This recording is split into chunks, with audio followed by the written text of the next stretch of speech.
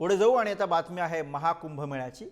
प्रयागराजच्या कुंभमेळ्यामध्ये बुधवारी मौनी अमावस्ये दिवशी स्नानासाठी मोठी गर्दी होणार आहे। आजवरची सर्वात मोठी गर्दी उद्या लोटण्याचा अंदाज आहे।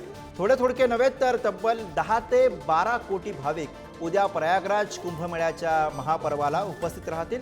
एवढ्या मोठ्या संख्येने येणाऱ्या भाविकांची व्यवस्था पाहण्यासाठी उत्तर प्रदेश सरकारने जय्यत तयारी केली। त्यामुळे उद्या तुमच्यापैकी कोणी प्रयागराजमध्ये जात असेल किंवा तुमचे नातेवाईक मित्रमंडळी प्रयागराजमध्ये जाणार असतील तर त्यांना पूर्ण काळजी घ्यायला सांगा, कारण इतक्या मोठ्या गर्दीमधून मार्ग काढणं दिव्यच ठरेल।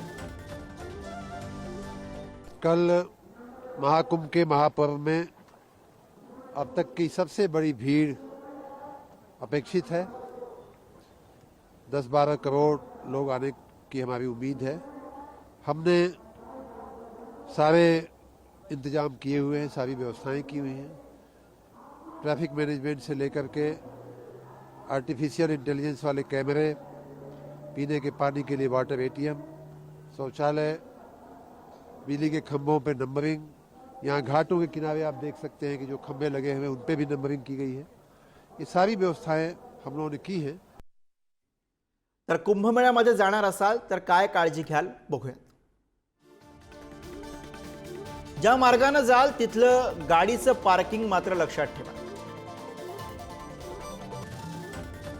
ज्या रेल्वे स्टेशनवरती उतरलात त्याचं नाव लक्षात ठेवा।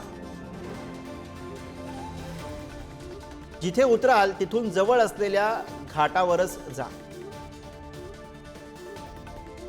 बसने आल्यास बस स्थानकाचं नाव लक्षात ठेवा। कुंभमेळ्याच्या ठिकाणी दिलेल्या सूचनांचं पालन करा। सोबत आलेल्या लोकांबरोबरच राहा, त्यांचे नंबर लक्षात ठेवा।